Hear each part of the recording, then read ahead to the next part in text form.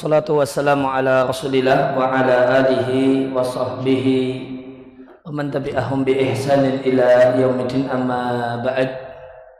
Bapak dan Ibu kaum muslimin dan muslimah jamaah salat maghrib Masjid Al-Mansur rahimani wa rahimakumullah. Puji syukur kita haturkan kehadirat Allah Subhanahu wa taala atas limpahan nikmat dan karunia-Nya yang tak terhitung untuk kita semua.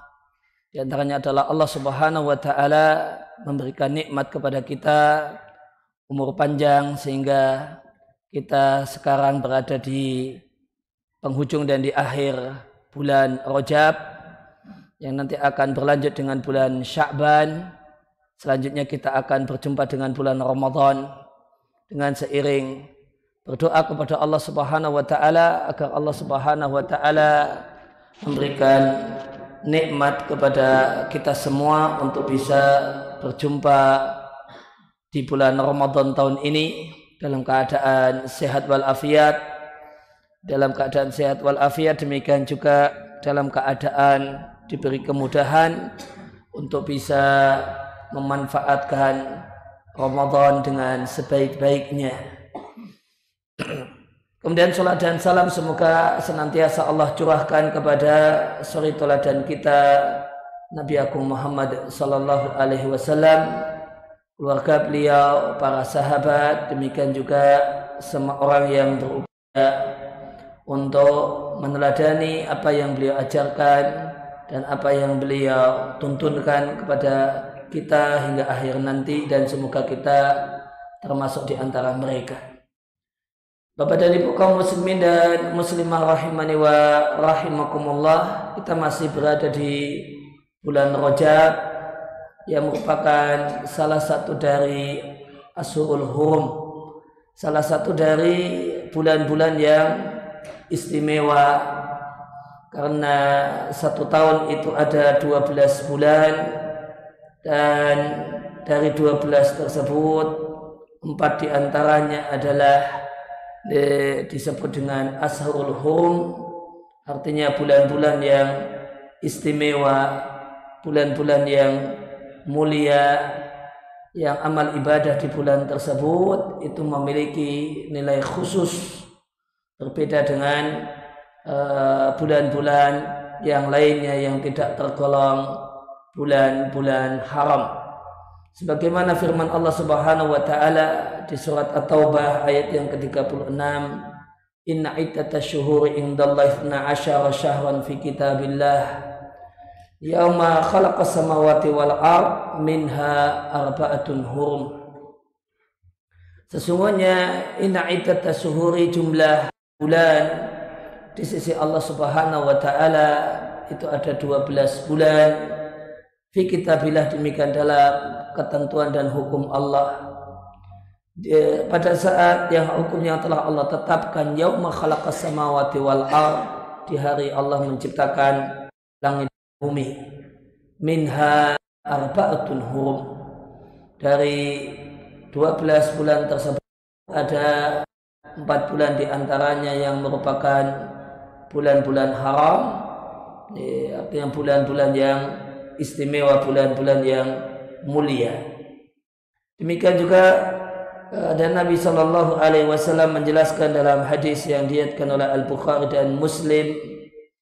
Nabi katakan, Inna zamana qad istadara ka hayatihi yauma khalaqas samawati wal ard. Sesungguhnya waktu itu telah berputar kembali kepada posisi semula, jadi sebagaimana di hari Allah menciptakan langit dan bumi. Bapak dan Ibu sekalian, perlu diketahui bahasanya masyarakat jahiliyah itu memiliki kebiasaan geser-geser bulan dari tempat yang semestinya, sehingga bulan Dzulhijjah itu tidak di tempatnya, tidak di tempatnya, namun digeser.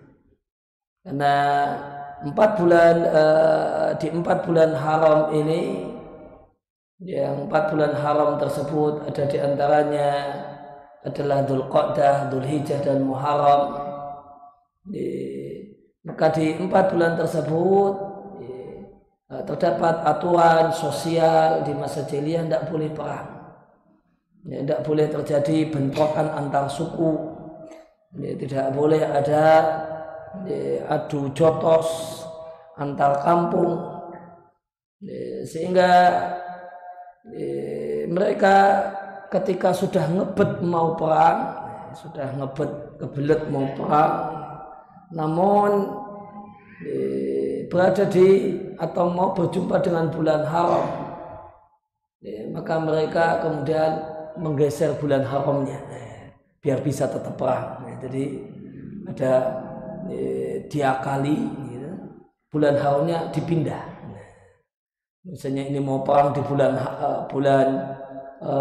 Muharram, nah sekarang bulannya bukan Muharram, bulan Muharramnya nanti digeser, nah sekarang bulan apa, nah, gitu. Sehingga kita bisa membuka peperangan. Yang itu di Al-Quran disebut dengan nasi, sebagaimana firman Allah di surat At-Taubah, innaman nasi'u ziyadatun fil kufr. Sesungguhnya perbuatan nasi itu adalah tambahan kekafiran. Nasi itu geser bulan haram supaya bisa perang, diganti kepada bulan yang lainnya. Sehingga kadang haji di bulan Dzulhijjah itu tidak bulan Dzulhijjah.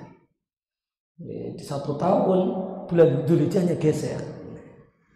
Ketika satu tahun bulan Dzulhijjahnya geser, tidak di bulan Dzulhijjah. Sehingga hajinya tidak di bulan Dzulhijjah, namun itu bukan Dzulhijjah. Bisa saja kemudian hajinya itu di bulan Dzulhijjah, namun bulan Dzulhijjahnya bukan bulan Dzulhijjah. Dan itu di antara sebab mengapa Nabi tidak di antara sebab kenapa Nabi Shallallahu Alaihi Wasallam itu tidak berhaji di tahun 10. Beliau tidak berhaji di tahun 10, namun ketika itu kaum muslimin dipimpin oleh Abu Bakar. Beliau baru kemudian bekerja 1 tahun setelahnya. Di antara sebabnya adalah bulan Dzulhijjah itu kembali di posisi semula di tahun itu. Di tahun Nabi Hajjatul Wada itu bulan Dzulhijjah itu Dzulhijjah. Sudah setelah selesai berpindah-pindah, setelah bulan Dzulhijjah itu selesai muter-muter, nah ini di tahun itu bulan Dzulhijjahnya pas di bulan Dzulhijjah.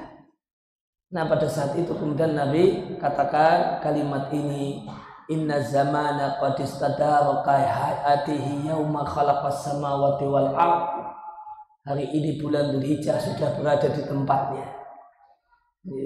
Saat ini bulan Dzulhijjah sudah ada di tempatnya, maka waktu itu telah berputar kembali pada posisinya yang benar. Di hari Allah menciptakan langit dan bumi. Di hari Allah menciptakan langit dan bumi. Udah pas. Dzulhijjah bulannya ini, kemudian setelah itu Muharram dan seterusnya.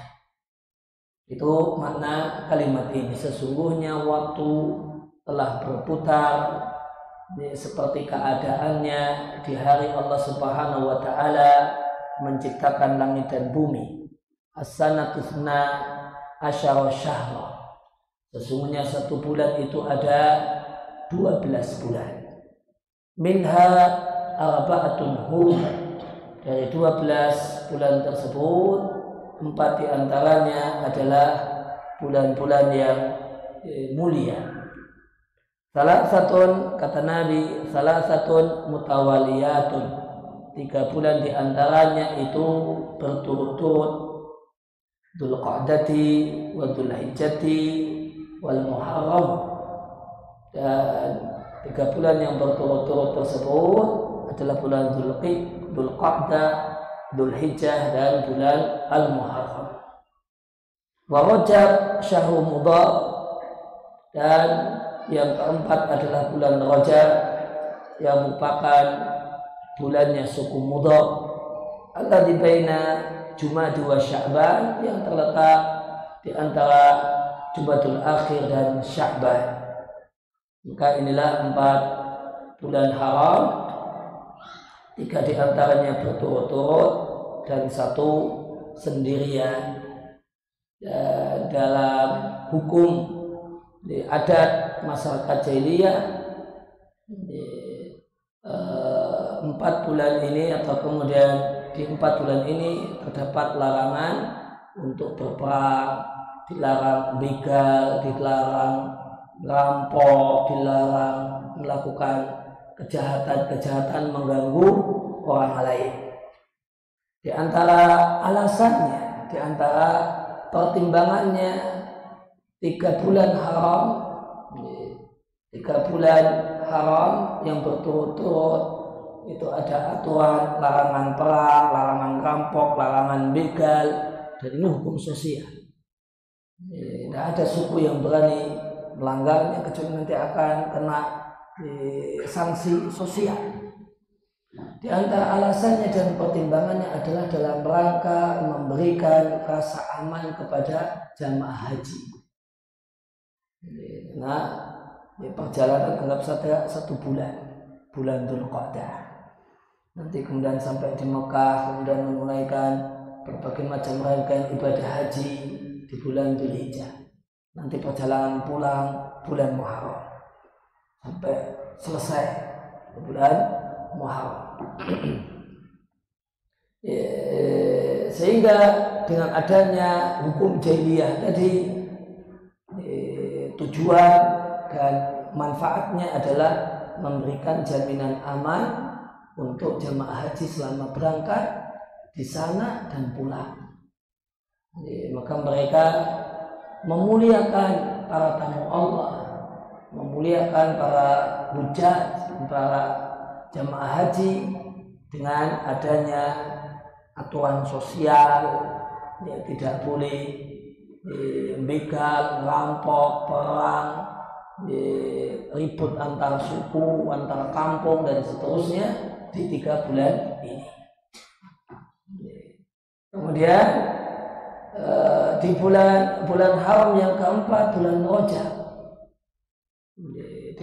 dan di bulan ini juga tidak boleh perang, tidak boleh melakukan macam-macam kejahatan selama bulan Rajab. Di antara pertimbangannya adalah karena dalam keyakinan masyarakat jahiliyah, bulan paling afdal untuk umrah itu bulan Rajab. Itu di antara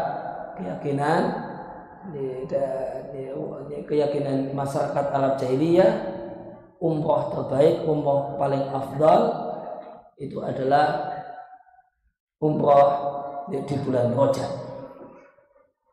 Sehingga ada aturan tidak boleh ngerampok, tidak boleh begal, tidak boleh ngerampas harta orang, tidak boleh bunuh orang dan seterusnya. Ini memiliki fungsi untuk mengamankan perjalanan jamaah umrah. Karena umrah paling ramai bulan Rajab. Dan dalam hukum masyarakat jahiliyah, umrah itu haram di 3 bulan haram. Di Dzulqa'dah, Dzulhijjah, Muharram itu tidak boleh umrah. Dinilai dan diyakini bahasanya umrah di 3 bulan ini adalah kejahatan paling besar. Umrah di bulan Dzulqa'dah atau umrah di bulan Dzulhijjah atau umrah di bulan haram adalah jinayatun kubra, adalah kejahatan paling besar. Dilarang dengan larangan sangat keras dalam undang-undang masyarakat jahiliyah. Dan perlu diketahui bahwasanya anggapan masyarakat jahiliyah ini kalau umrah di bulan 3 bulan itu, 3 bulan ini disebut bulan-bulan haji. Kalau umrah di bulan haji itu adalah jinayatun kubra, kejahatan yang besar dihapus oleh Nabi Sallallahu Alaihi Wasallam. Nabi seumur hidup untuk umrah 4 kali dan semuanya di bulan Dzulqa'dah.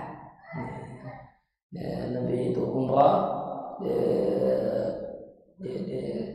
dia yang 3 kali jelas beliau umrah di bulan Dzulqa'dah, dan umrah Nabi yang keempat itu bersama haji beliau, karena haji beliau itu menggunakan bentuk qiran, dan bentuk qiran itu artinya haji dan umrah dijadikan satu. Jadi semua umrahnya Nabi itu di bulan-bulan haji. 3 di antaranya di bulan Dzulqa'dah. Sehingga dengan ini Nabi menghapus anggapan masyarakat jahiliyah bahwasanya umrah di bulan-bulan haji adalah kejahatan besar.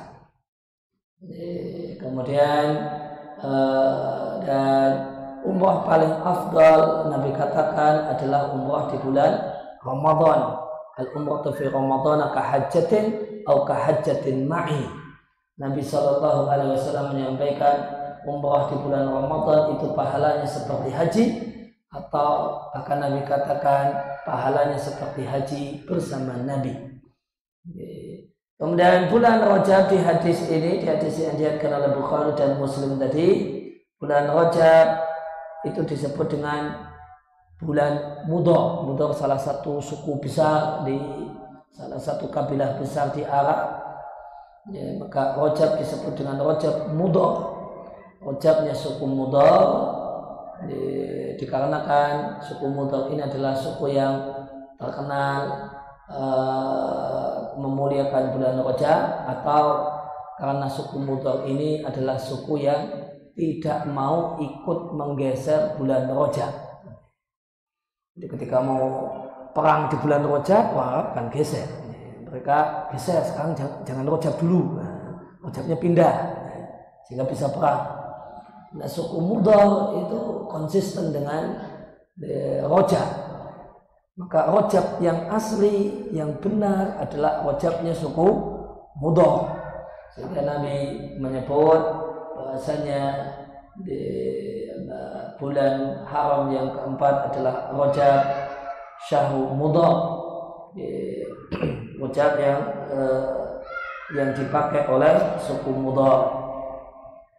Dan Bapak dan Ibu sekalian, kita berada di penghujung bulan Rajab, kurang lebih tanggal 22 Rajab, dan karena ini adalah bulan haram, dan bulan haram ini di antara keistimewaannya adalah amal kebajikan itu memiliki nilai lebih.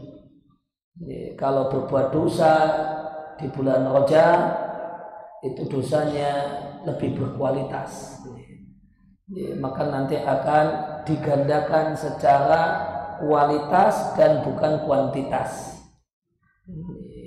Akan digandakan secara kualitas, bukan kuantitas.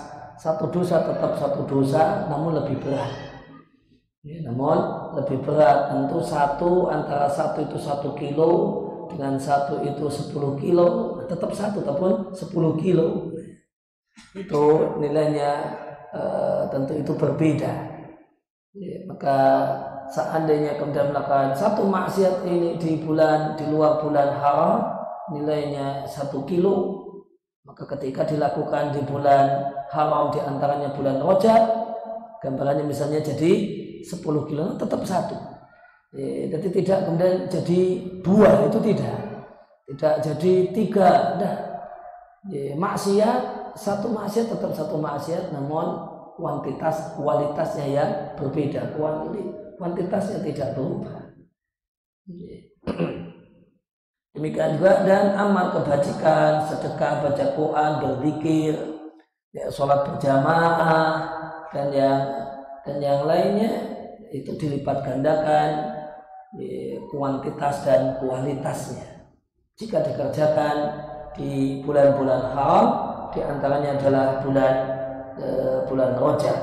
Sebagaimana firman Allah Ta'ala, Di surat At-Taubah ayat yang ke-36 Allah katakan fala tadlimu fihinna anfusakum, janganlah kalian mendolimi diri kalian fihinna, di bulan-bulan haram. Jangan kalian zalim terhadap diri kalian sendiri fihinna, di bulan-bulan haram. Yang dimaksud dengan zalim dengan diri sendiri adalah berbuat dosa. Kenapa orang yang berbuat dosa disebut zalim dengan diri sendiri? Maka orang yang berbuat dosa itu hakikatnya tidak sayang dirinya. Dia tidak sayang dirinya karena dia jatuhkan dirinya ke dalam muka Allah Subhanahu wa taala. Karena dia campakkan dirinya dalam neraka Allah Subhanahu wa taala, dan itu dia sendiri yang melakukannya terhadap dirinya sendiri.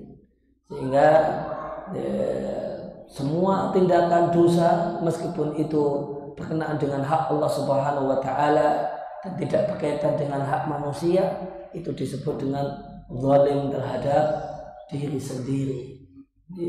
Terjemah bebasnya tidak sayang dengan diri sendiri dengan menjerumuskan diri kita sendiri ke dalam dosa, ke dalam murka Allah Subhanahu wa taala, yang ini bisa berdampak neraka Allah Subhanahu wa taala. Maka Allah katakan secara khusus di surat At-Taubah ayat 36, jangan berbuat dosa di bulan haram, jangan berbuat dosa di bulan Rajab, karena nilai dosa ketika itu lebih besar, lebih berat dibandingkan dosa yang dilakukan di waktu-waktu yang lain, yaitu di luar bulan haram. Makna ayat ini, janganlah kalian zalim terhadap diri sendiri di 4 bulan haram, karena berbuat dosa di 4 bulan haram salah satunya adalah Rajab. Dosanya itu lebih luar biasa, dosanya itu lebih besar dibandingkan bulan-bulan yang lainnya.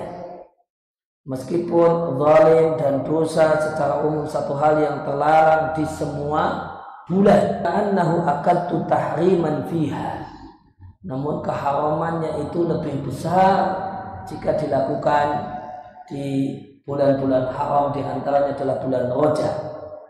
Li'idhamiha, hal ini dikarenakan demikian agungnya bulan-bulan haram, di antaranya adalah bulan Rajab, wa syiddati hurmatiha indallahi ta'ala, dan karena 4 bulan haram di antaranya adalah Rajab, adalah bulan yang sangat terhormat di sisi Allah Subhanahu wa taala, sehingga berbuat dosa di bulan haram di antaranya bulan Rajab itu minimal ada 2 sisi dosanya.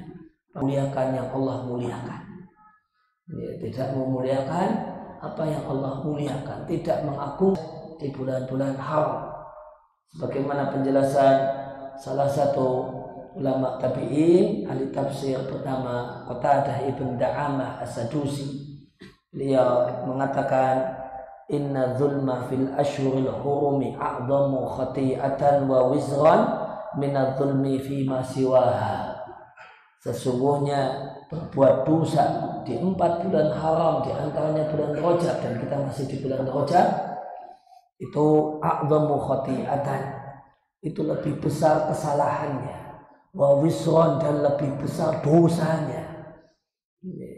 Maka kalau itu satu dosa itu dilakukan di luar bulan haram cuma kesalahan, kalau dilakukan di bulan haram, di bulan Rajab, jadinya sangat salah,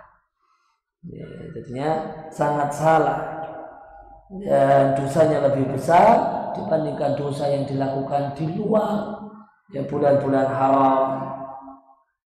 Masih kata Qatadah, wa in kana dzulmu ala kulli halin aziman, meskipun dosa itu di bulan apapun itu masalah besar. Yang namanya berbuat dosa, berbuat maksiat, di bulan apapun itu masalah besar. Walakin Allah yu'adzimu min amrihi ma yasha'u, namun Allah Subhanahu wa taala itu punya hak prerogatif untuk memuliakan dan mengistimewakan. Allah mengistimewakan sejumlah waktu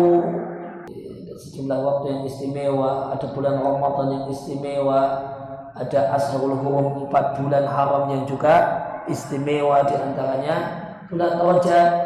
Sebagaimana Allah Subhanahu wa taala memuliakan tempat apa saja yang Allah kehendaki, dan itu hak prerogatif Allah. Allah muliakan masjid dibandingkan tempat yang bukan muslim. Tempat yang paling mulia di sisi Allah adalah masjid. Demikian juga ketika kita bersama bahasanya kaum muslimin punya 2 tanah haram Makki dan tanah haram Madani, tanah haram Mekah dan tanah haram Madinah. Kenapa kok tanah haramnya Mekah, tanah haramnya di Madinah, kenapa tanah haramnya tidak di Indonesia? Kenapa tanah haramnya tidak di Liwa misalnya? Maka jawabannya itu karena Allah itu mengistimewakan apa saja yang Dia kehendaki sebagaimana yang Dia kehendaki. Walakinnallaha yu'azzimu min amrihi may yasha. Karena Allah itu mengistimewakan dan memuliakan sebagaimana yang Dia kehendaki. Itu hak prerogatif Allah Subhanahu wa taala. Kemudian sehingga ketika kita berada di bulan haram, di antaranya bulan Rajab, dan kita berada di penghujung bulan Rajab, maka menjadi kewajiban setiap muslim untuk memuliakan 4 bulan haram. Caranya dengan komitmen, dengan patuh terhadap aturan-aturan Allah. Ketika lebih patuh terhadap aturan-aturan Allah ketika kita di 4 bulan mulia ini, maka tidak meninggalkan hal-hal yang Allah wajibkan, antusias untuk melakukan ketaatan dan beribadah sebagaimana yang Allah inginkan.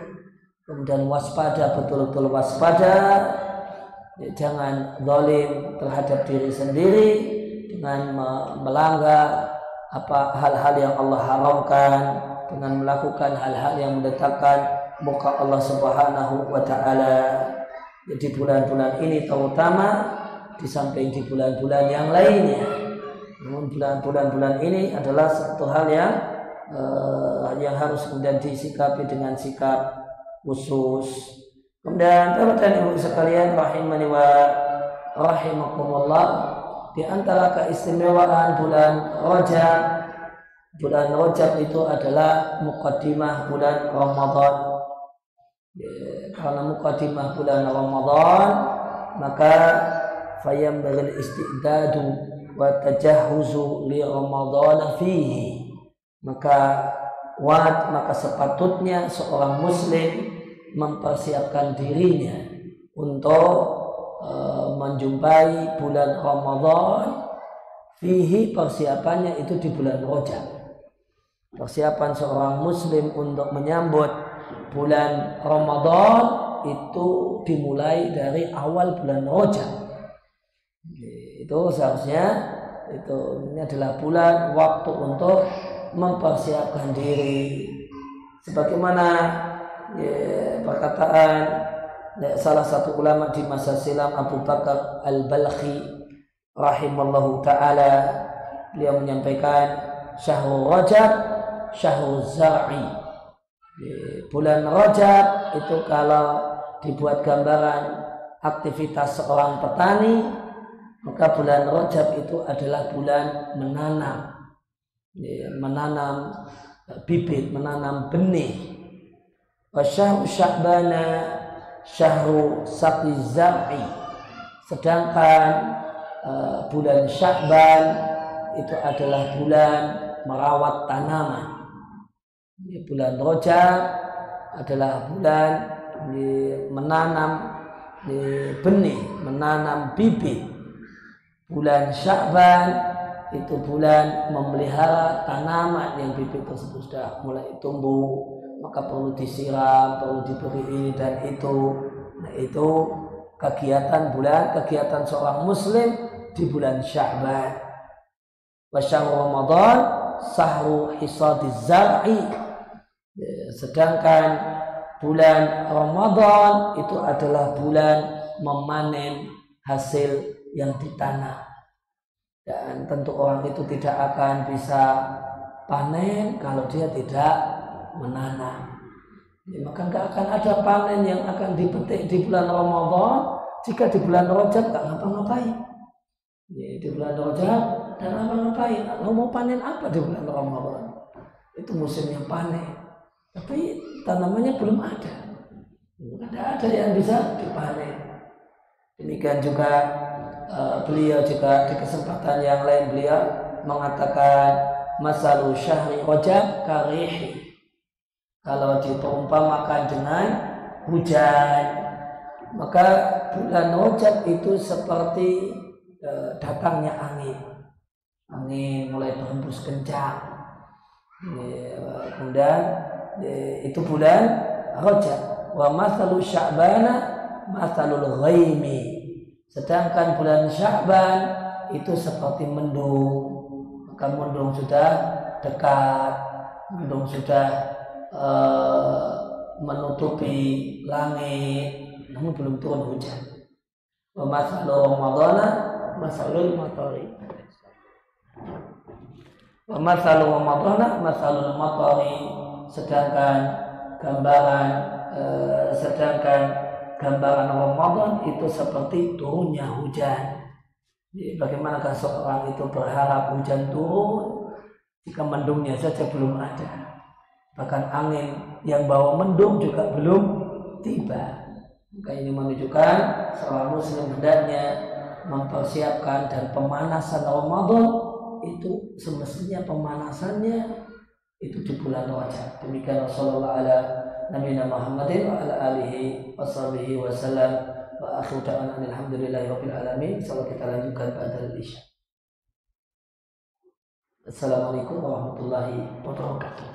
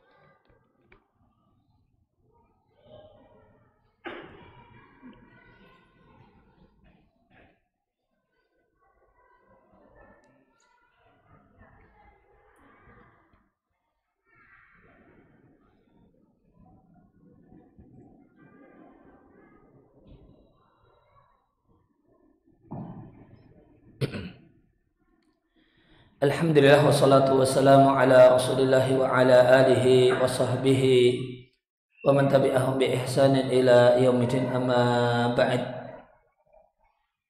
Kaum muslimin dan muslimah rahimani wa rahimakumullah, sedikit kita lanjutkan pembahasan kita berkenaan dengan menyambut bulan Ramadan. Maka tadi telah kita poin terakhir yang kita bahas penjelasan dari Abu Bakar Al-Balkhi bahwasanya bulan Rajab itu adalah bulan menanam benih, menanam tunas. Kemudian bulan Sya'ban adalah bulan untuk merawatnya, mengairinya, memeliharanya, dan bulan Ramadan adalah bulan untuk mendapatkan hasil panennya. Ya, maka mungkin gambarannya seperti orang naik kendaraan, maka semisal di bulan Rajab ini motor sudah dihidupkan, sudah masuk, sudah dijalankan, sudah gas satu, sudah gigi satu. Nanti kemudian di bulan Sya'ban mestinya lebih kemudian motor sudah stabil di jalan menuju ridha Allah Subhanahu wa taala, sudah mungkin gigi 2, 3. Nanti di bulan Ramadan adalah bulan tancap gasnya, tarik gas kencang-kencang. Kemudian melajukan atau berkendaraan motor dengan sekebut-kebutnya. Dan satu hal yang patut untuk kita sadari bahwasanya di dunia ini semua kecepatan itu ada ambang batasnya. Di tol sekalipun ada ambang batasnya. Semuanya ada ambang batasnya. Di jalan kampung ada ambang batasnya. Di pesawat pun ada ambang batas kecepatannya. Semuanya ada ambang batas kecepatan. Tidak boleh gaspol kecuali satu, ketika kita berlari mencari ridha Allah Subhanahu wa taala, itu tak pakai ambang batas. Maka kita diperintahkan untuk lari sekencang-kencangnya, sebagaimana firman Allah taala, fafiru ilallahi, berlarilah kalian untuk sekencang-kencangnya untuk mencari dan menggapai dan mendapatkan ridha Allah Subhanahu wa ta'ala. Itu satu-satunya yang di dunia ini yang tidak memiliki ambang maksimal kecepatan. Batas maksimal kecepatan adalah ketika kita berlari menuju ridha dan karunia Allah Subhanahu wa ta'ala.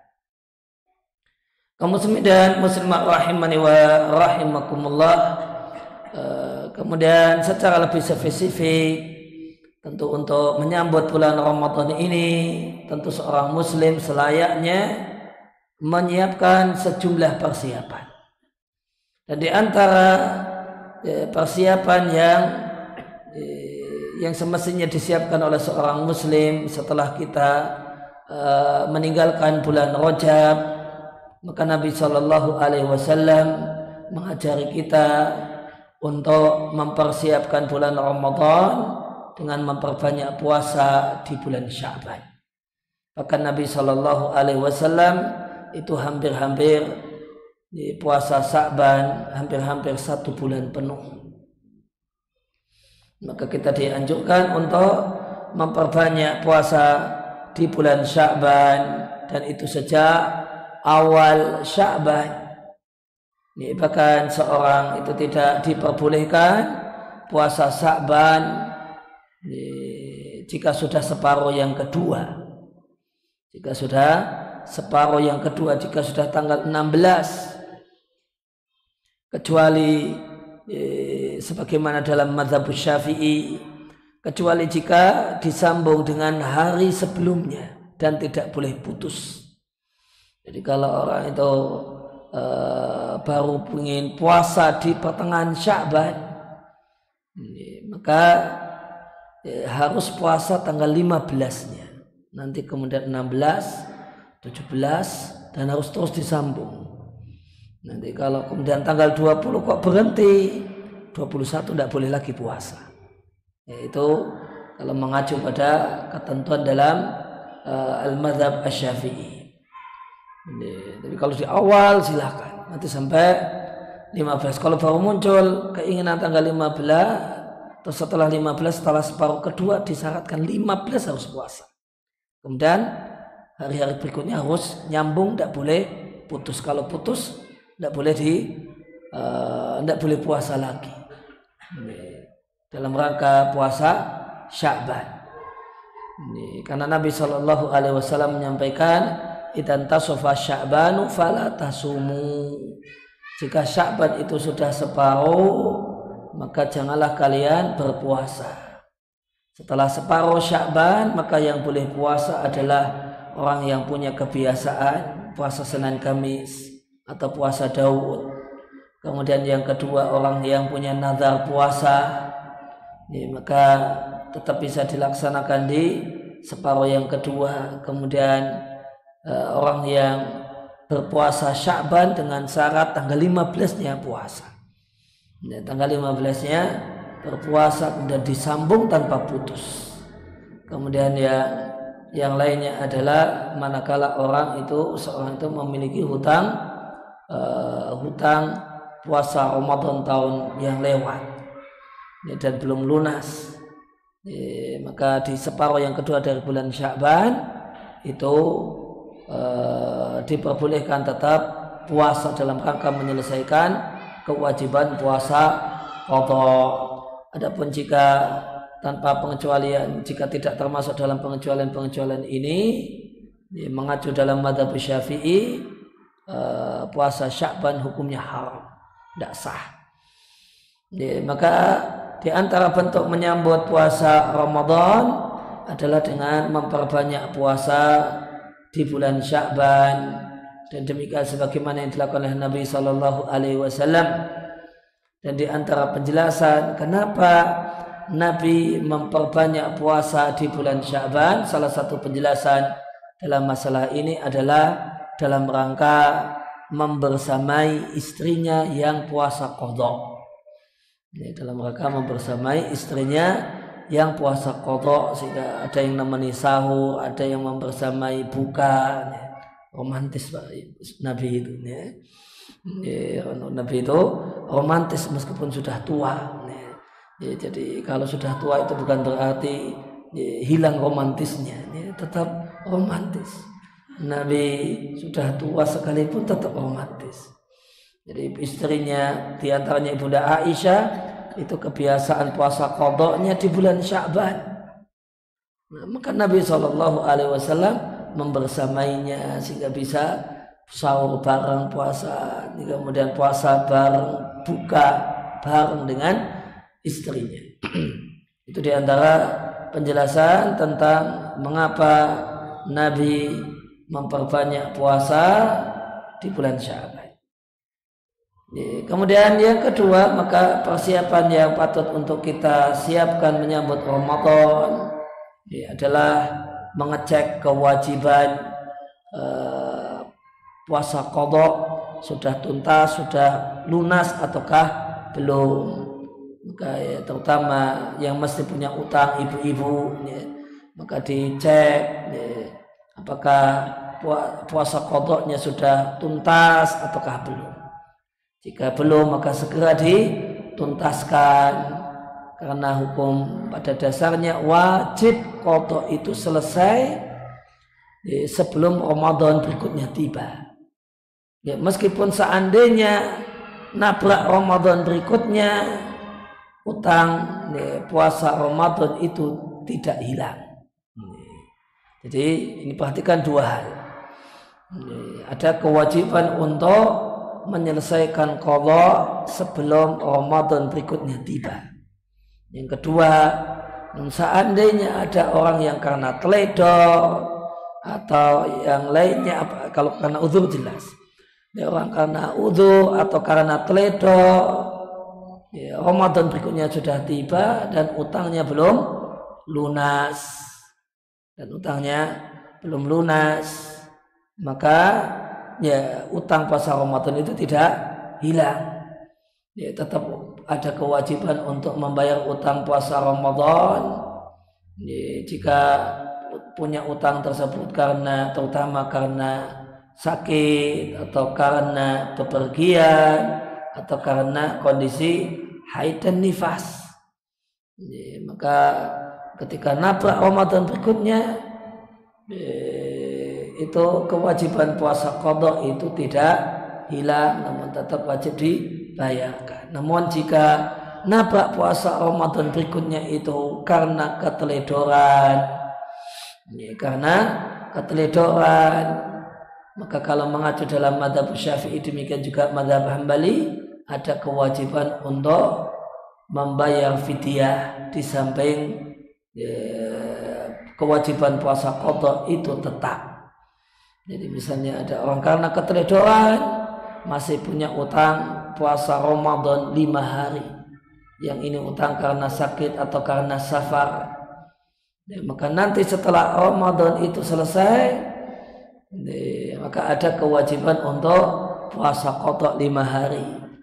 Dan mengacu dalam mazhab Syafi'i, demikian juga mazhab Hambali, 5 hari ini plus fidyah 5 hari, dan dengan ketentuan perharinya itu 6 on atau 1 mud, itu sebagai tambahan hukuman karena teledor sehingga puasa utang Ramadannya itu belum lunas sampai datang Ramadan berikutnya.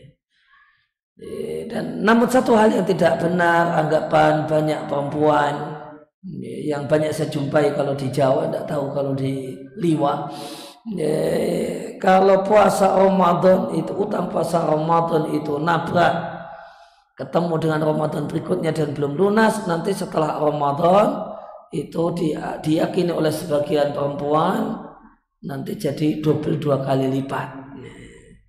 Ini misalnya punya utang karena teledor, nabrak Ramadan masih punya utang 5, maka nanti setelah selesai Ramadan utang puasanya jadi 10. Maka ini satu hal yang anggapan yang tidak berdasar, tidak ada di Al-Quran, tidak ada di hadis Nabi, tidak ada di madhab para ulama. Kalau hukumannya itu bukan dengan beranak 100%, namun hukumannya adalah dengan plus fidyah sebanyak hari yang masih menjadi hutangnya. Kemudian Bapak dan Ibu sekalian rahimani wa rahimakumullah, di antara kemudian persiapan yang perlu kita lakukan, yang ketiga adalah persiapan ilmu. Maka menyiapkan ilmu untuk mengisi Ramadan itu semestinya dilakukan sebelum Ramadan. Maka di bulan ini di akhir Rajab, kemudian nanti di bulan Sya'ban perlu kita agendakan untuk mereview, untuk membaca ulang, untuk menyimak ulang kajian-kajian dan pembahasan seputar Ramadan. Bagaimanakah puasa yang berkualitas, bagaimanakah sholat tarawih yang berkualitas, dan bagaimanakah mengisi Ramadan berkualitas, bagaimanakah orang-orang para sahabat dan orang-orang soleh terdahulu mengisi Ramadannya, bagaimanakah dan macam-macam yang lainnya, plus nanti sekalian fikih di akhir Ramadan, bagaimanakah itu iktikaf, bagaimanakah itu zakatul fitri atau zakat fitrah, bagaimana itu sholat Id dan seterusnya. Maka semestinya direview sebelum Ramadan, dibaca ulang, disimak ulang sebelum Ramadan tiba, sebagaimana perkataan Imam Bukhari rahimallahu taala, al ilmu qabla al qawli wal amali. Semestinya seorang muslim itu berilmu sebelum berucap dan sebelum berbuat, dan di antara berbuat adalah berbuat dengan berbagai macam aktivitas ibadah di bulan Ramadan. Mestinya diilmui, dipelajari, dikaji, dituntaskan belajarnya sebelum Ramadan itu tiba. Dan di antara dalil kenapa berilmu sebelum berucap dan berbuat, di antara dalilnya adalah doa yang menjadi kebiasaan Nabi Shallallahu Alaihi Wasallam setiap kali selesai sholat subuh. Ini satu bacaan doa yang insya Allah rata-rata kaum muslimin menghafalnya, namun sebagiannya tidak tahu kalau itu adalah doa spesial Nabi setelah selesai sholat subuh, yaitu mengucapkan Allahumma inni as'aluka ilman nafi'an wa rizqan thayyiban wa amalan mutaqabbala. Ya Allah, aku memohon kepadamu ilmu agama yang bermanfaat, rezeki yang halal dan thayyib, dan amal ibadah yang sah dan diterima di sisimu. Dia kata Ibunda Ummu Salamah radhiyallahu taala anha, Nabi Shallallahu Alaihi Wasallam memiliki kebiasaan membaca doa ini setiap kali selesai sholat subuh. Demikian dalam hadis yang diriwayatkan oleh Ibnu Majah. Maka Nabi Shallallahu Alaihi Wasallam membuka doanya dengan ilmu yang bermanfaat sebelum membahas tentang masalah kerja dan pendapatan dan penghasilan, dan sebelum amal ibadah. Maka ilmu terlebih dahulu sebelum rizki yang thayyib dan sebelum amal ibadah yang sah dan diterima oleh Allah Subhanahu wa taala.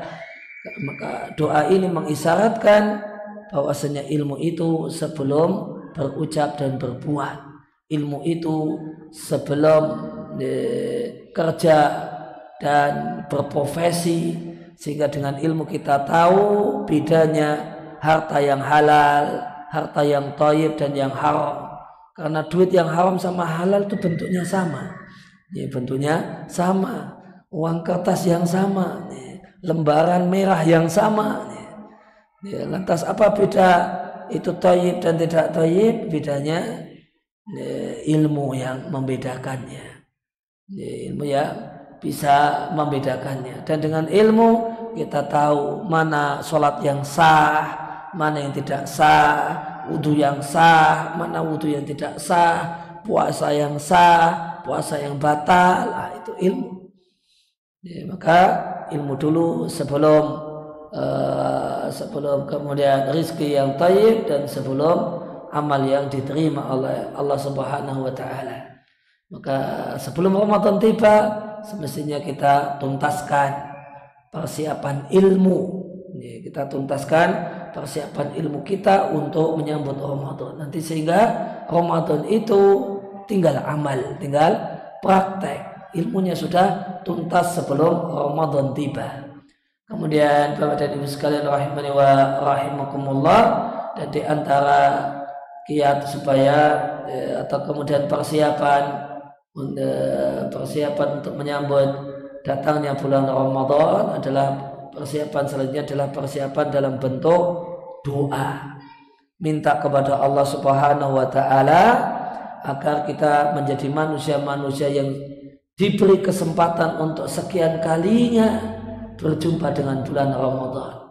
Namun semestinya doanya tidak hanya ya Allah sampaikan aku di bulan Ramadan, karena tidak semua orang yang bertemu bulan Ramadan dia menjadi orang yang beruntung dengan ketemu Ramadan.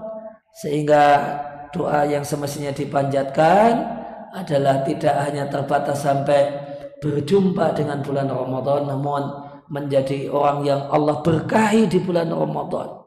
Dan ketika seorang itu Allah berkahi di bulan Ramadan, maka dia akan menjadi orang yang bisa mengisi Ramadan dengan sebaik-baiknya.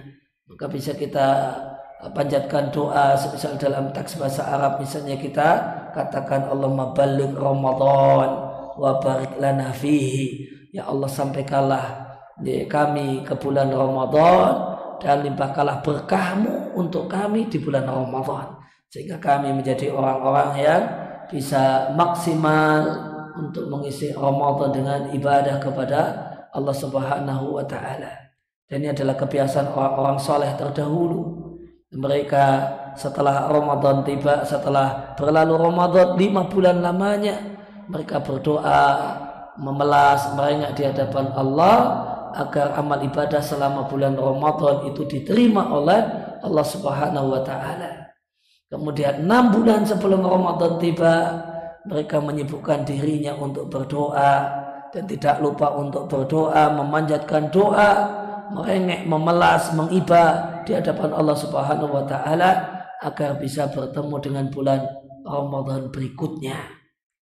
Agar bisa berjumpa dengan bulan Ramadan berikutnya. Maka kalau kita baru memanjatkan doa di bulan Rajab, itu tidak standar, tidak standar orang soleh. Standarnya orang soleh 6 bulan itu sudah kepikiran Ramadan, sudah rindu Ramadan, dan doanya sudah, ya Allah pertemukan aku dengan bulan Ramadan. Itu standar orang soleh 6 bulan sebelum Ramadan tiba. Kalau baru berdoa di bulan Rajab, ini tidak standar orang soleh, tidak standar orang soleh. Nah, kok belum berdoa di bulan Rajab ini, minta supaya bisa berjumpa dengan bulan Ramadan? Wah, itu kawi sekali Pak ini. Tidak standar banget ini. Maka itu keterlaluan. Standar orang soleh itu 6 bulan. Standar orang soleh itu 6 bulan. Lah ini sudah akhir Rajab, belum pernah minta kepada Allah. Belum pernah manjatkan doa balighna Ramadan. Rabbana Rabbi balighni Ramadan wa barik lana fihi. Kok belum pernah? Ini keteledoran. Ini keteledoran. Dan dengan hal semacam ini kita bisa banyak merenung dan banyak berkaca. Kalau ada di antara kita yang merasa sudah soleh, itu terlalu berani. Itu standar doanya saja tidak standar. Baru dicek pakai standar kapan berdoa minta berjumpa Ramadan, itu tidak masuk standar. Itu tidak masuk standar orang soleh. Lah kok sudah berani merasa menepuk dada sudah soleh, sudah baik, sudah bertakwa. Masuk standarnya orang soleh saja tidak masuk. Maka hal semacam ini satu hal yang semestinya menjadi bahan nasihat untuk kita, untuk banyak-banyak tawadhu, untuk banyak-banyak kemudian untuk sadar diri, tahu aib diri, tahu kekurangan diri, kemudian berusaha untuk memperbaikinya, sehingga sibuk dengan kekurangan-kekurangan kita dan tidak sibuk dengan memikirkan kekurangan orang lain. Kita sibuk untuk memikirkan kekurangan kita, keburukan kita, aib kita, sehingga tidak punya waktu, tidak ada lagi, tidak punya waktu, tidak punya tenaga, tidak punya hati, tidak punya pikiran untuk memikirkan dan membahas kesalahan orang. Karena kita belajar itu untuk beramal. Kita belajar itu untuk beramal. Kita belajar itu untuk menghilangkan kebodohan dari kita dan bukan untuk membodoh-bodohkan orang lain, namun untuk mengurangi kebodohan kita, kadar kebodohan kita itu supaya berkurang. Itu tujuan belajar, tujuan ngaji, tujuan pengajian, bukan untuk bodoh-bodohkan orang lain, bukan untuk menuding-nuding orang lain, namun untuk menuding diri kita sendiri. Oh, ternyata setelah ngaji, doa minta Ramadannya kita itu ternyata tidak ada apa-apanya, belum standar orang soleh. Itu ternyata hasil ngajinya. Itu ternyata hasil ngajinya demikian. Sehingga kita itu semakin banyak ngaji semakin tawadhu, karena ternyata semakin tahu kita itu banyak kekurangannya, kita itu banyak aibnya, sehingga kita tidak pandai merasa, tidak pandai merasa ini dan itu. Sebagaimana nasihat orang Jawa, orang Jawa punya pepatah, orang itu yang baik itu bisa rumongso bisa rumongso, bisa merasa. bisa merasa kekurangan ini dan itu, bukan mongso bisa merasa hebat, merasa gagah, merasa sempurna, merasa sudah bertakwa, merasa dan sebagainya. Sebagaimana firman Allah Subhanahu wa taala di surat An-Najm, wala tuzakku anfusakum wa a'lamu biman ittaqa. Janganlah kalian memuji diri kalian sendiri, janganlah kalian menepuk dada kalian, janganlah kalian merasa sudah soleh, sudah bertakwa, sudah baik. Wala tuzakku anfusakum, jangan puji diri kalian sendiri. Wa a'lamu biman ittaqa. Dia Allah yang lebih tahu siapakah yang bertakwa, siapakah yang tulen bertakwa, siapakah yang sungguh-sungguh bertakwa kepada Allah Subhanahu wa taala. Dan Allah Subhanahu wa taala berfirman, tilkal jannatu urithumuha bima kuntum ta'malun. Allah Subhanahu wa taala berfirman, tilkal jannatu urithumuha, itulah surga diberikan kepada kalian. Orang-orang yang beriman, orang-orang yang jadi penghuni surga, bima kuntum ta'malun, disebabkan karena kalian sibuk beramal. Allah Subhanahu wa taala tidak mengatakan bima kuntum ta'lamun, karena kalian orang yang ilmunya banyak, karena kalian ngajinya lama, karena kalian semangat ngaji, tidak. Namun bima kuntum ta'malu, disebabkan kalian mengamalkan ilmu. Mengamalkan ilmu, maka belajar, maka ngaji, maka semangat menuntut ilmu, itu semua adalah wasilah, itu semua adalah sarana. Sedangkan royahnya, tujuannya adalah al-amal bil ilmi, beramal yang benar, karena amal tersebut berdasarkan ilmu dan bukan berdasarkan kira-kira, berdasarkan buta, namun berdasarkan ilmu dan pencerahan.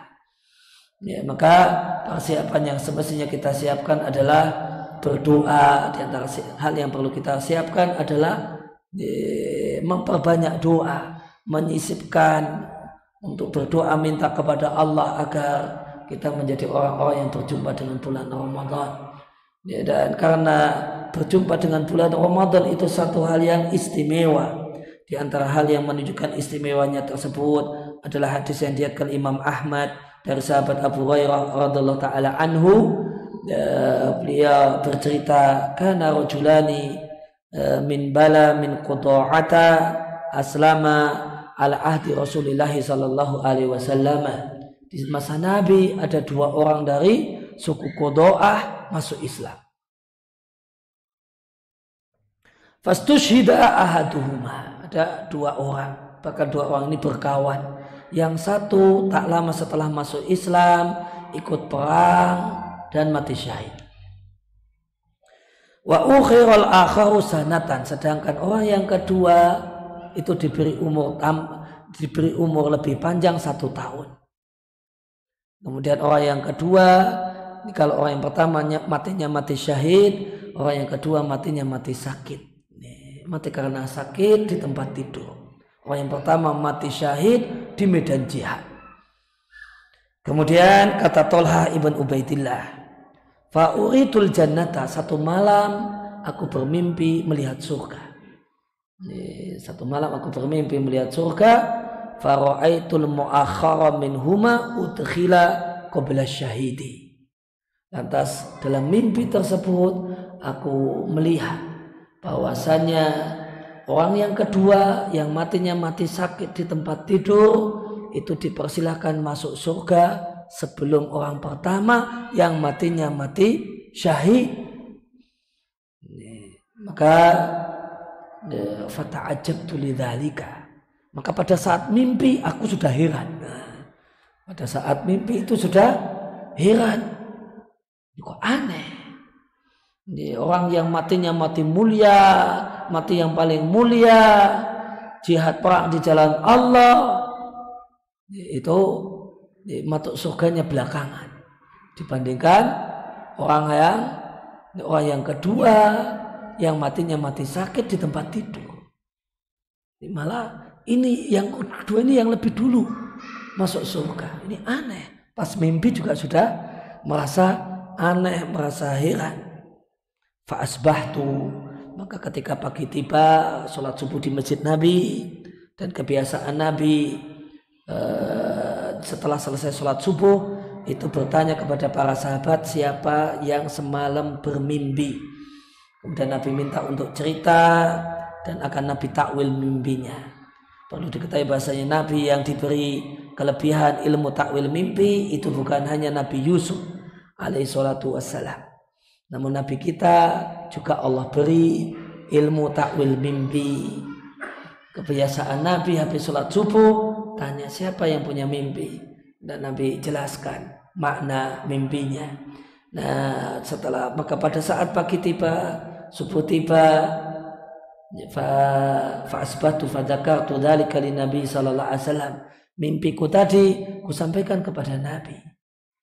Saya merasa ada mimpi yang aneh. Dalam pandangannya ini aneh sekali. Maka jawaban Nabi sallallahu alaihi wasallam, alaisa qad soma ba'dahu ramadhana.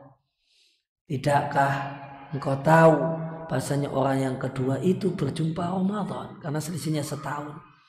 Dia berjumpa dengan Ramadan dan dia berpuasa dengan baik di bulan Ramadan.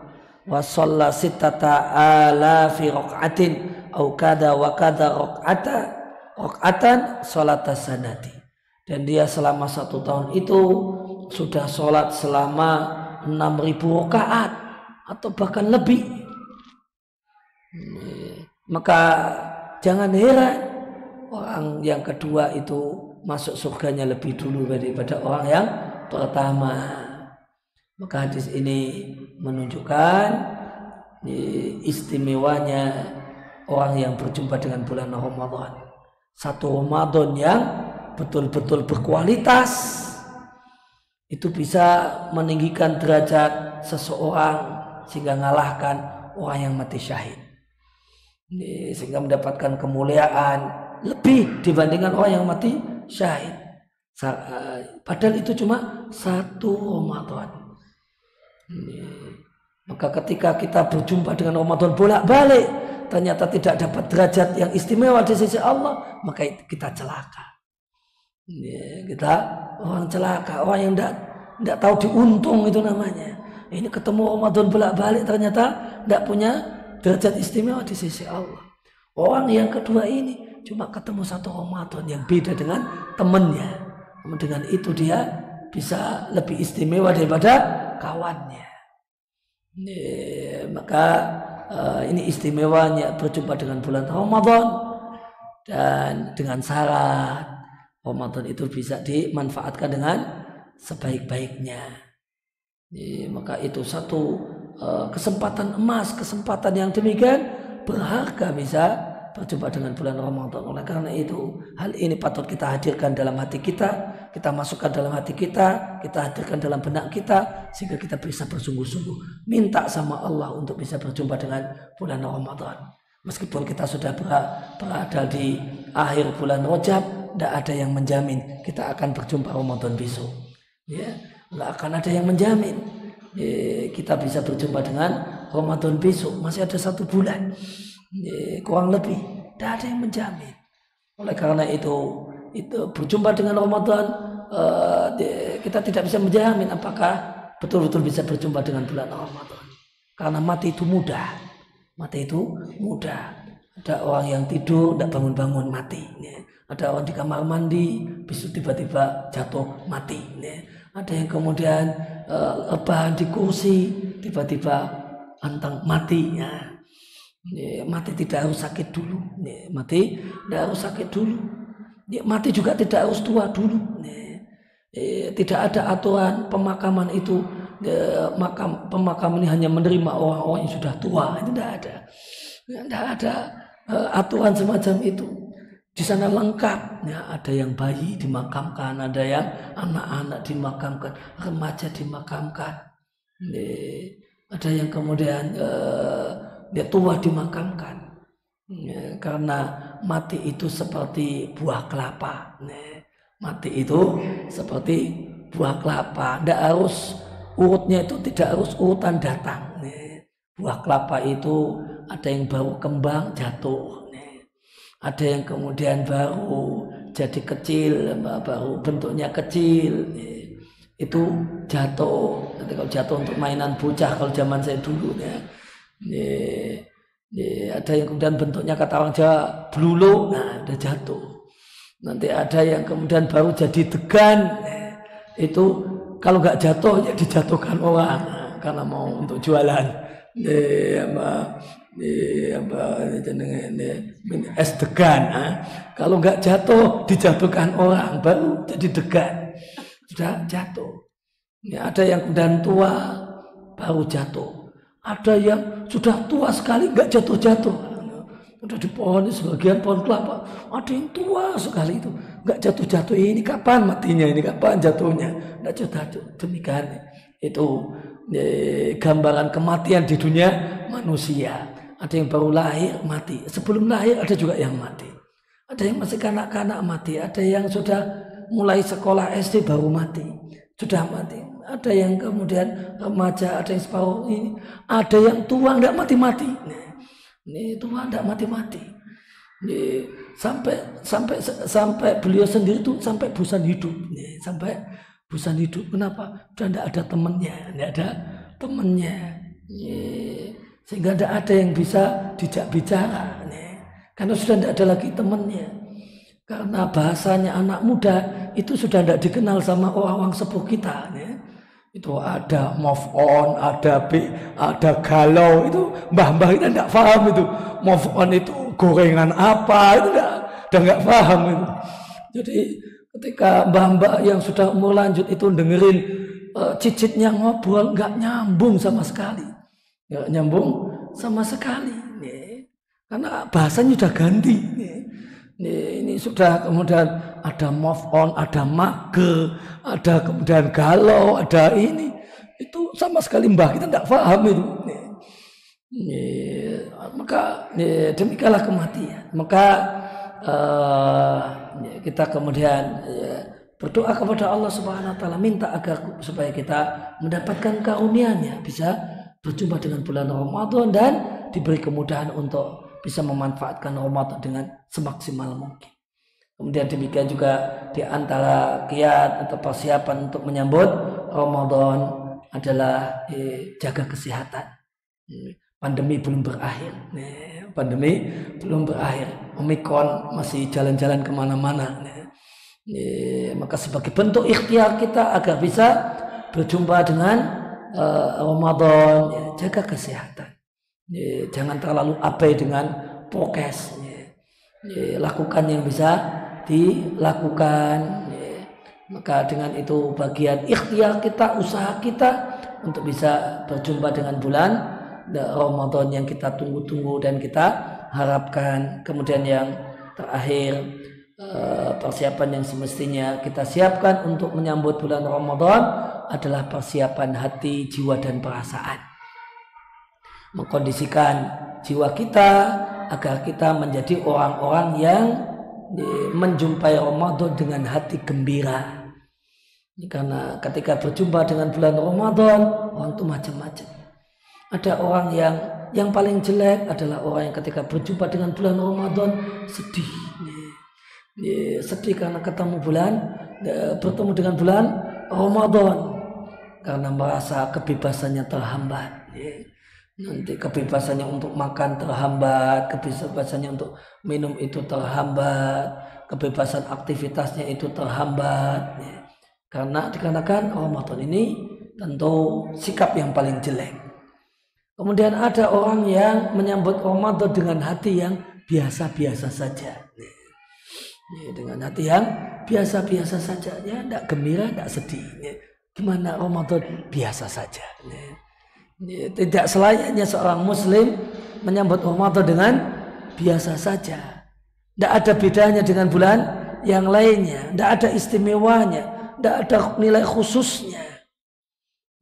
Seorang muslim semestinya memiliki penyambutan yang ketiga, yaitu menyambut Ramadan dengan gembira, bahagia, sukacita, hati berbunga-bunga.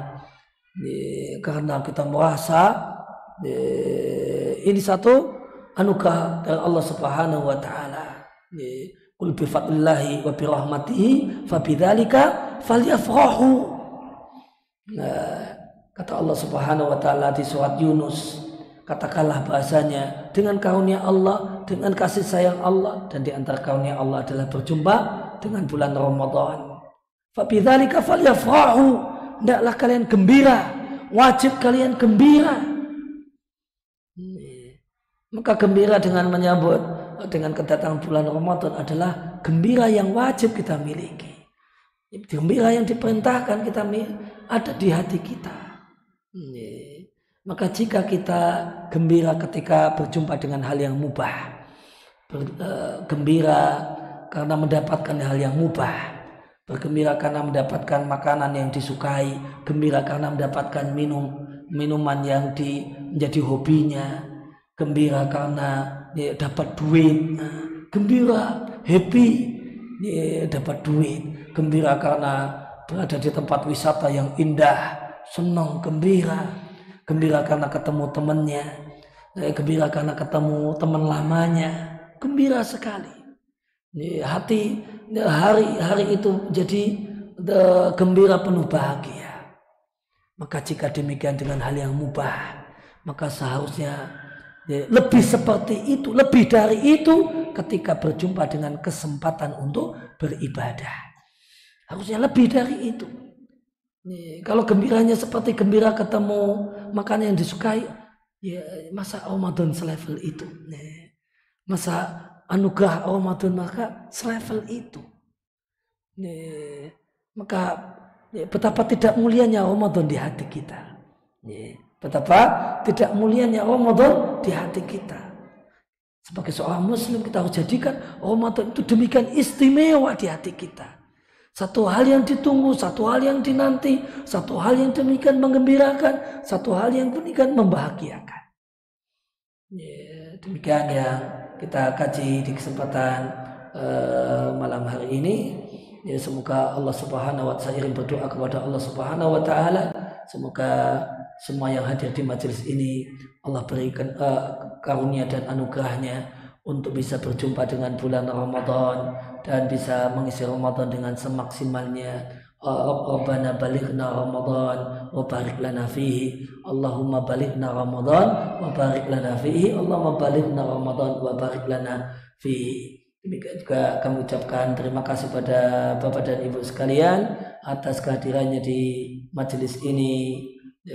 Semoga kehadiran Bapak dan Ibu sekalian di majelis ini Allah catat sebagai amal ibadah thalabul ilmi yang memperberat timbangan kebajikan kita dan Bapak Ibu semua di sisi Allah Subhanahu wa taala. Di hari tidaklah bermanfaat harta dan anak kecuali orang yang menghadap Allah dengan hati yang bersih dan amal yang soleh. Demikian juga diucapkan terima kasih kepada DKM Masjid Al-Mansur, demikian juga segenap panitia dan semua yang berkontribusi untuk berjalannya acara ini. Jazakumullahu khairan. Semoga Allah balas dengan yang lebih baik di dunia dan di akhirat. Terima kasih atas perhatiannya dan kehadirannya. Mohon maaf atas segala kekurangan. Wassallallahu ala nabiyina Muhammadin wa ala alihi wa sahbihi wa sallam. Wa akhiru da'wana alhamdulillahi rabbil alamin. Wassalamualaikum warahmatullahi wabarakatuh. Ini saya kembalikan ke moderator.